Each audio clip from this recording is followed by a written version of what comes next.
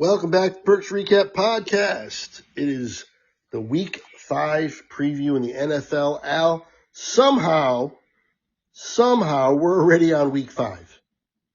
Unbelievable, man. The time flies thing, it is no joke, and especially in the NFL. It is something else. We are at the first week with buys. We have the lightened schedule, and but lots of good games to talk about, lots of fun stuff. Another game across seas, and all kinds of good stuff to hit. Absolutely. Okay. Ready to dive in? I'm ready to dive in. If you're ready to take over the hosting duties. All right, my man, you got it. So let's just start by telling people who's on the bye week this week. We have the Atlanta Falcons, so we have a week where we're not going to be able to figure out what the heck's going on with that crazy team. The Chicago Bears. Same. Same. Good call. Another one, the Green Bay Packers. Same. And another one, the Pittsburgh Steelers. Same.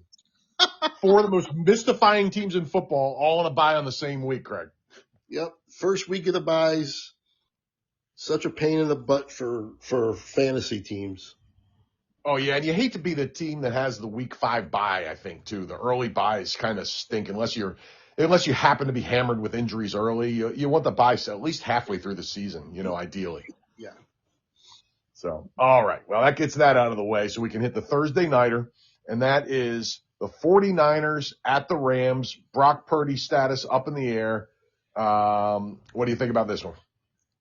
Well, Brock Purdy or not, I'm picking the Rams. They look like the superior team anyway. San Francisco lost to Jacksonville with Brock Purdy last week. Stunningly lost to Jacksonville. So I'm going with the Rams. They are a high-octane offense. As long as Stafford's healthy, and he is, and looking good, I don't see any way that they lose this game. I think they're going to put up some points as well. And I have them actually kind of laying it on San Francisco 34-20. Love it.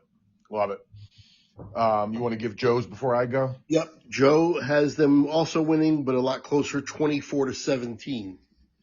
Okay.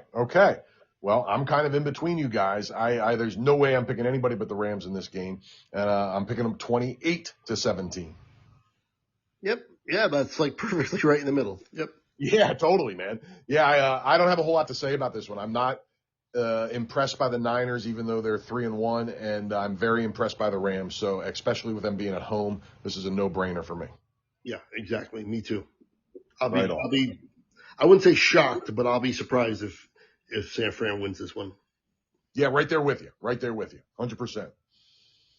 All right. And in another cross the pond matchup you got in London this time, you have the Vikings at the Dylan Gabriel-led Browns. Do they get a Jackson Dart-like bump?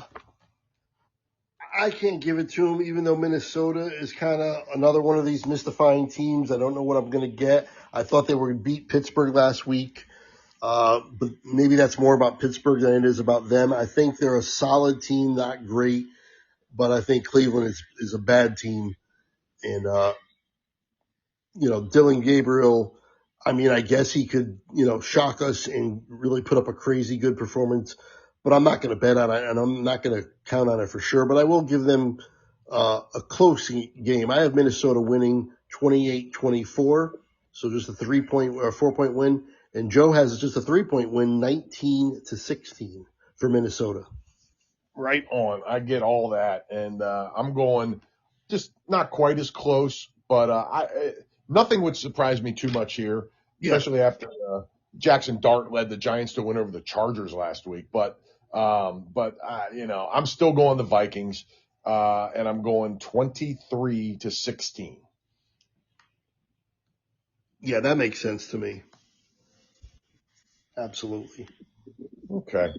Now, going to the Sunday at 1:00ers, first one on the docket is your team, the Boys, at the Jets. If it's the good Cowboys, they should win this game. But if it's the bad Cowboys, they could lose this game because they can lose to anybody. I'm not going to bet on it, though. because the Jets haven't beaten anybody all year. I think Dallas will be able to score. The Jets' defense is not what it once was. I'll tell you, around these parts here, these radio shows I listen to, they are killing Sauce Gardner. He is not having a good year at all, apparently, even though he's the perennial, like, all-pro for them in the backfield, defensive backfield. But, yeah, they're on his case big time. Maybe he'll respond, but I won't count on it. I think Dallas will be able to score. I think they can score on anybody. They have one of the best offenses in the league, even without CD. When CD is back, I will go out on a limb and say they will have the best offense in the league. But even without CD, I think they can probably get the job done. I would not at all be surprised if the Jets pull this off. They are at home, and Dallas has lost to them in that stadium relatively recently because I was there for one of those games, and I was really angry. Dallas lost I'm sure the Jets, and the Jets were really bad that year. It was Sam Darnold-led Jets beat us. Oh, man. Ouch. But anyway, that was a long way of me saying Dallas 30-22. Like I said, I'm not sure the Jets will be able to stop them much on offense. And Dallas 30-24 for Joe. So we were really close. Okay. Well, I agree with you on the fact that the Jets won't be able to stop Dallas. I completely agree with that. But I've also seen no indication that Dallas can stop anybody in the entire league. So Yes. I'm going to go Dallas 40-35. Oh, wow. Yeah, I can see it, man. Absolutely. I can see it. And the Jets offense looked pretty darn good against the Dolphins if they could just stay out of their own way with the penalties. They put up over 400 total yards. Fields had the best game of his Jets career so far, and he'll eclipse that this week. Yeah, that's what I'm thinking. You know what I mean? So I don't think they're good enough to beat Dallas even at home, but I think they'll let them put up points. So so I think on a racetrack kind of a game where you're just scoring back and forth, they just probably won't be able to keep up. That's all I'm thinking. Yeah, bet the over. Yeah. Every Dallas game, bet the over. I love it. All right, man. Anything else on that one? No, I'm ready to move on. Okay, cool. Now, here's a game that we had actually discussed early on because we thought it might be against two of the worst teams in football. I'm moving off that a little bit on one of them, but still there with the other, and that is the Giants at the Saints. Yeah, I mean, we didn't mention this last week, but Abdul Carter also had a pretty good game. He not in the stat column. He only had I think one or two tackles. But if you watch that game, and I watched a lot of this game, he was getting in there a lot. He had a lot of hurries, yes. He had what we call in Philly, he had a lot of mamulas. Yes. He looked good. His best game so far, and I'm assuming he'll just keep getting better and better. Yeah, and Dart beat the Chargers, so I can't pick New Orleans. Even though they're at home and the Giants aren't any good. But they just beat the Chargers. So I gotta say the Giants are gonna win this game 24-20. And Joe agrees, and he has 19-17 Giants. Okay. So, yeah, listen, I think the Giants are just a little better than what I thought they were going to be. Jackson Dart, we'll see if he can be consistent. He's a rookie. We'll see about the ups and downs here, but he injected some life into them. They've settled on Scatterboo, and that's good too for them. Their offensive line is still terrible. They won while giving up 6 sacks, so they still have no are receivers. And they're down one of the best receivers in football with Malik Neighbors out for the year. So I could see a way to the Saints winning this game, but I'm not going to pick it after the Giants beat the Chargers. So I'm going to go Giants 19-13.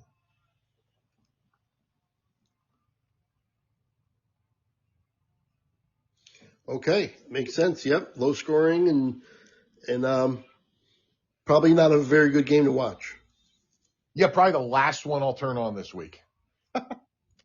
Except there is one coming up next that could compete for that, and that would be the Dolphins at the Panthers. Yeah, man, I don't know what to think of this either. I don't either. Because, no Tyreek Hill for Miami, but Carolina, other than one weird week against Atlanta where they dominated, have been terrible. Yeah. Absolutely terrible. And they're at home. I don't know what to think of this. I have no idea. Right there with you. I think Achane will be the best player on the field probably. And I would say Tua is a little better than Bryce Young. So I'm going Miami. I don't know. I would not at all be surprised if Carolina wins this game, but I'm going to go Miami 20-15, the road team. Joe is also going Miami 27-16, but Carolina is his upset pick. Okay. Well, here's I think our first difference of the week. Again, I don't know what to do, but I'm going to think maybe the Panthers have something going on at home since they put up a 30-0 bagel on a decent Falcons team, and just use that as my reasoning. I have no clue what to do here. And also with Tyreek Hill out, I don't know. Two bad teams. I'm going to take the home team, Carolina 20-17. Makes perfect sense, man. I would not be surprised if they pull this off. I don't know. Yeah, we are in utter agreement, my friend. All right, let's get off of that ugliness and talk about a fun team, the Raiders at the Colts. Yeah, I mean the Raiders are pretty bad. They're not doing much. I love the fact that Genty kind of got off the schneid a little bit, and hopefully he can continue. The Colts' defense is solid, not spectacular. But their offense is humming along here a little bit and playing well. Coming off a tough loss, but not one where they, came off looking bad at all. They still look good in losing to a really good team. So I don't have really fault them all that much for it. They're still 3-1. They're at home. I can't see any way how you could pick any other way but the Colts. I'm going a close game. Probably should make it a little more of I should make it a little bigger difference, but I have 23-20. Probably should have made it 28-20 or whatever. But either way, I have the Colts winning, and Joe has the Colts winning as well, 30-20. Okay, all right. Yeah, I agree with everything you said. There's the Raiders. I mean, Geno Smith has had one good game and been terrible otherwise. It's a little disappointing because I've always kind of rooted for Geno, but since his comeback, from his early disastrous career, but he is just not playing well. He is hurting them more than helping them. And on the road against what's looked like a very good team so far this year, I can't pick anybody but the Colts, and I'm going to pick them fairly big, 31-22. All right. Okay. Now, moving on to my team. We got this sort of murderer's row that the Eagles have faced early in the season continues with a team we thought was going to be really good and has been decent so far. That is the Broncos at the Eagles. Right. If this was in Denver, it'd be a lot harder for me. But it's not. I can't see Philly. I'm done betting against the Eagles. I don't think I'm going to pick anybody but the Eagles in any of their games the rest of the way, unless something changes. Even when they've got some issues and some problems, and we talked about the 0 for 8 in the second half and no passing yards and all that. It doesn't matter. They win the game, and that's all that matters. And they continue to win, and I'm going to continue to pick them to win, and I'm going to pick them to win this game. But I think it'll be kind of ugly, 23-21.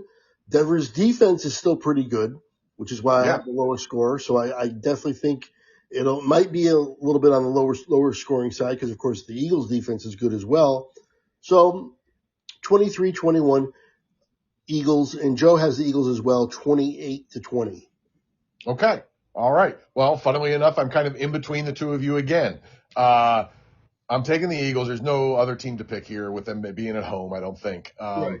Listen, it wouldn't be it wouldn't drop my jaw if they lost this game, but I see them winning for sure. Bo Nix has had one good game this year, and it was against the Bengals. So I see the Eagles defense being able to harass him into a tough game again. The big question is, can they establish the run against this Eagles D? That's not easy to do. I think it's their big hope in staying really competitive in this game, other than the Eagles' own offensive coordinator handcuffing them. So not knowing what to make of that offensive coordinator, who again I'm going another week without learning his name. I am picking the Eagles 26-21. Yep. That's right in line. Makes perfect sense. Right on. Okay. Now, here we get to a real interesting one, my man, and a tough one to pick given the circumstances, because one of the superstars of the league is out, and that is the Texans at the Ravens. Lamar. Wherefore art thou, Lamar? Cooper Rush. I believe in Cooper. I've always liked Cooper. When he filled in for Dallas last year, it started off really bad, but then he straightened out and he was at least serviceable, and they actually won a few games with him. I see that happening again because I don't know. Houston is wildly inconsistent, and they're kind of tough to figure out. A good Houston game can definitely happen here on Baltimore's terrible defense. But I don't know. I still like Baltimore's talent, and I think Cooper Rush will be serviceable, not spectacular. I think Derrick Henry can run on Houston, even though they have a pretty good defense. I think Derrick Henry can run on anybody if they really commit to him. I think they're going to have to commit to him. And even without Lamar Jackson, I'm going to go Baltimore because they are at home. If they were on the road, I might go the other way. But they're at home. I'm going to go Baltimore in a tight one, 26-22.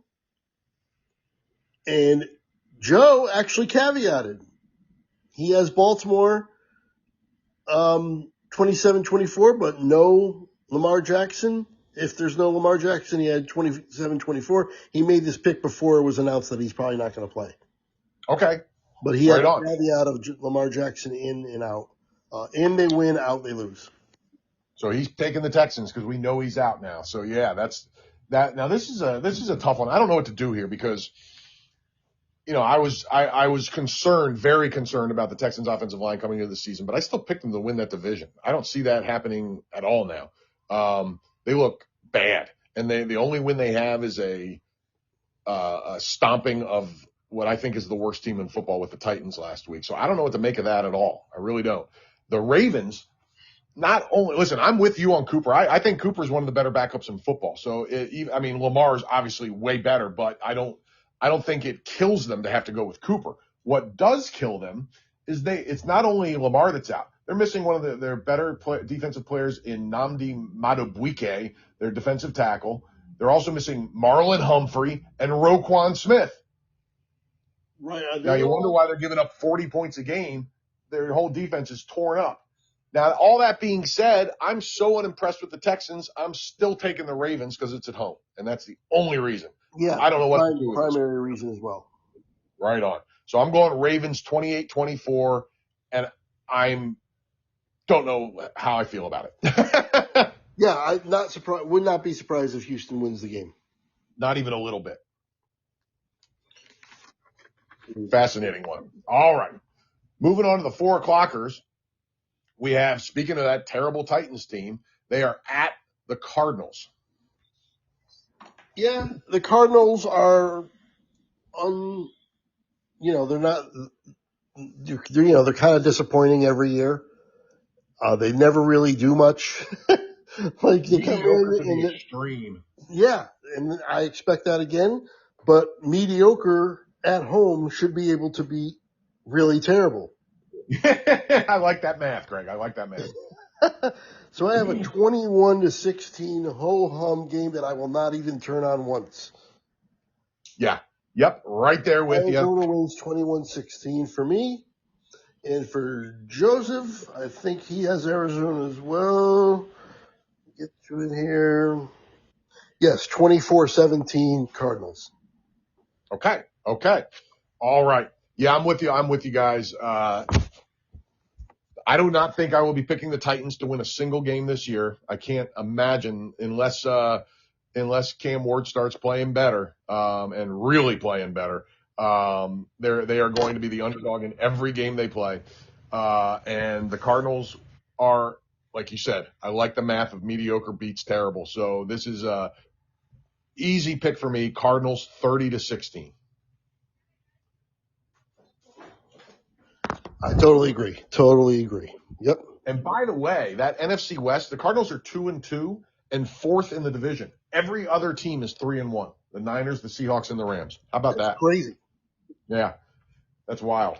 So, all right, and moving on to a game featuring one of those teams. And this is one of the better, most interesting games of this weekend to me, and that is the Buccaneers at the Seahawks. Yes, very interesting game. Because the Seahawks are playing so well, that's why it's interesting. Agreed. And they are actually the favorite. So the Tampa Bay helium has kind of died down a little bit. And this can definitely go either way. I really don't know. We're going to find out about Seattle. If they can win a game at home that they are favored in against a really good team, then this really will say something for them that they're a player this year. And I think that's what's going to happen. I have Seattle winning this game 26-19. Would not at all be surprised if Tampa Bay wins it. And that's to the point of me also picking Tampa Bay as my upset pick. This game can go either way. And Joe also has Seattle 24-20. Okay. Listen, I'm with you 100%. This was my second candidate for upset. I almost went with it, but I ended up going with something else that we'll get to later. But yeah, this is a really interesting game to see where both of these teams stand at the quarter mark of the season. I've been impressed with the Seahawks. They've been impressing me more and more as the season goes on. Sam Darnold is big in that equation. He is playing well. I mean, not tearing the league up or anything, but playing well. And it's a little more than I expected after leaving Minnesota. So kudos to him. The Seahawks look like a solid team. And I would have picked the home team in this game no matter where they played. So I'm taking the Seahawks. I'm making it real close, though. 23-22, because every damn Buccaneers game, the Eagles beating them by 8 was the biggest margin by far of their season. Yeah, losing or winning, it's always close. It's a field goal game. Yep, and it felt close in that Eagles game, even though it was an 8-point lead all the way to in the second half. You know what I mean? So yeah, it was they're a tough out even if they lose. Yeah, real quick, I missed your Arizona score. I'm sorry, against Tennessee. Oh, no problem. Yeah, 30-16 Arizona. Okay, very good. Okay, we can move on. All right, man. Now, in a game that looked like it was going to be the marquee matchup of the week early in the season, is now fairly ho-hum, and that is the Lions at the Bengals. Yeah, I mean, we talked about it in the review that Detroit's back in our eyes. They're 3-1. They've won 3 in a row after coming out of the blocks kind of stale and didn't look good against Green Bay that first game. But other than that, they looked really good.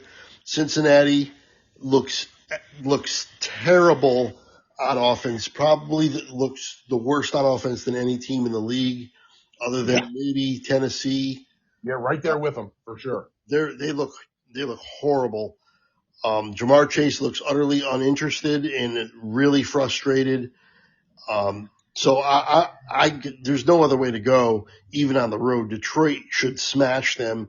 I have 32-17 Detroit, and Joe has it even bigger. He has 31-10 Detroit. Right on. Well, I'm right there with both of you. I think about the same as Joe, but in a little slightly different way. 35-14 Lions. Yeah, I mean, this will be a surprise even if they keep it close. Yeah, if it's anything less than than like a 7 to 10 point margin, I'll be stunned. Yeah, me too. Me too. Yeah. All right. Now, big news. Next game, and this is going to be a fun one. I think this is going to be really interesting. Jaden Daniels has been medically cleared as of a couple hours ago. He is officially back for this week. I think everybody expected it, but it's official now. The Commanders at the Chargers. Yeah, I was going under the assumption that he was going to play, but I think the Chargers are angry. I think the Chargers grossly underestimated the Giants, and it completely bit them.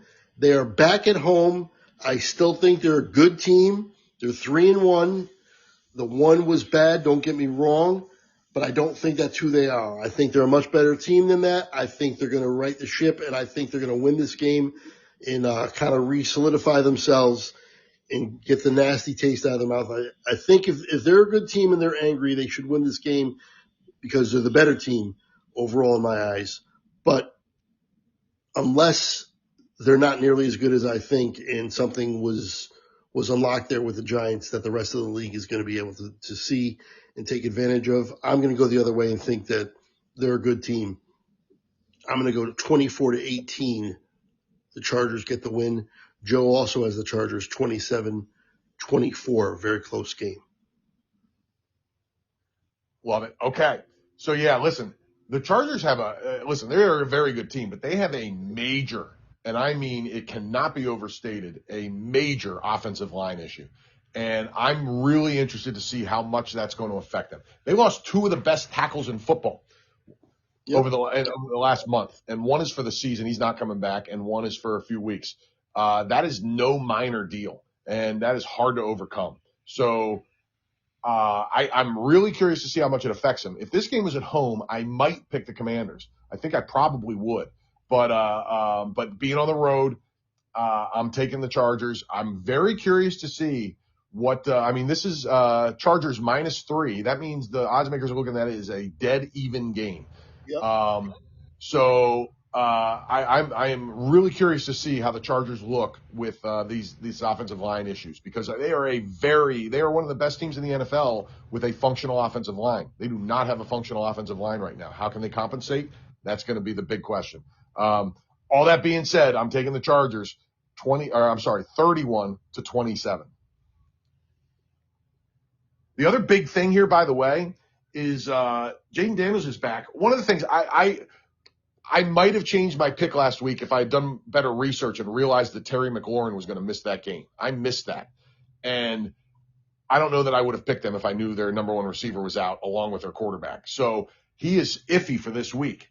So there's no way I'm picking the Commanders with on the road against a very good team, even with offensive line issues, with their number one quarterback or their number one running. Can I pick the right position? Their number one receiver still questionable, very questionable for this week. And their quarterback coming off injury.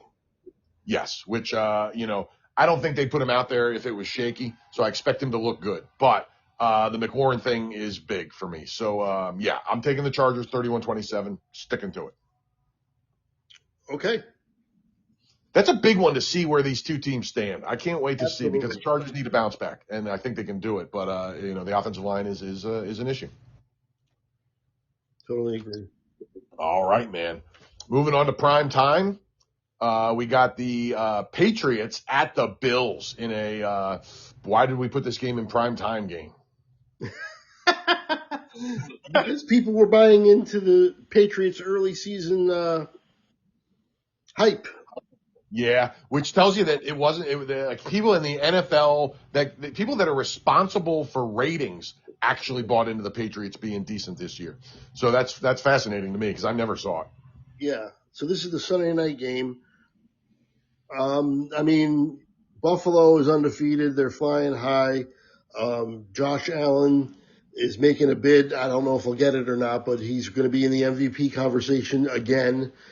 And I can't see any, they're at home. I got to pick them to win this game. I got 30-20 Buffalo. Joe has 30-23 Buffalo.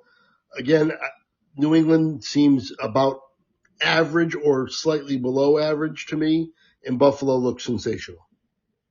Yeah, I'm with you on all that. I'm very unimpressed by the Patriots, and I think they look like a 6 to 8 win team to me, somewhere in that range. And I think 8 might be overshooting it a lot. But here's what I will say: this is one of these divisional matchups. I looked this up because I thought I remembered something, and it was confirmed. These teams are 2-2 against each other in the last 4 games. And this is why the Patriots have been one of the worst teams in football for like 3 or 4 years now. So the Bills have lost to them twice in the last 4 games, which is astonishing. They have to the Jets a little bit too. Yeah. They have the divisional thing can be real, no doubt about it. The Bills, even in their wins, they haven't won by more than 6 points. So they've lost 2 of the last 4 games and haven't won by more than 6 points in any of their 2 wins. So I'm going to take the Bills. I'm confident about them winning, even despite having the 2-2 thing. But I'm going to take them in a fairly close game, 27-23. That all makes perfect sense. Yep. I mean, the Jets beat them with what's his Wilson there, the quarterback. Zach Wilson, yes. The game that Aaron Rodgers blew his Achilles out in was game 1. He, 4 plays in, he blows his Achilles out, and Zach Wilson comes in and beats the Bills. Yeah, and that kind of thing happens in divisional matchups. So yeah, it's crazy. There's no reason the Pats should have won 2 of the last 4 games, and I think the Bills had wrapped up a playoff spot in one of those games. But still, how did they lose 1? When the Bills were one of the most dominant teams in the league, and the Patriots were drafting in the top 5 every year. So, it's one of those things, man. I'm with you. So, yeah, we'll see. And all that being said, the Bills will probably win 40-3 now. Right. All right, man. Now, in another one, and moving on to Monday night, and this is a banger of a game, man. I can't wait to see this game. I'm really, really curious about this one. I mentioned the Bucs and Seahawks as a possible game of the week. The Eagles, I guess you have to count the Eagles and the Broncos in that mix too. This is another one. Chiefs at Jaguars. Who would have thought that this is possible game of the week? But the Jaguars are playing well.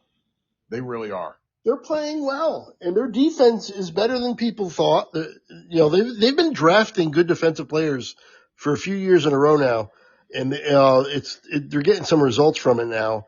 Of course, Kansas City, continues to be unimpressive, but they were unimpressive until last week. They were really impressive, absolutely annihilating Baltimore. But they're still only 2-3, right? Or 2-2.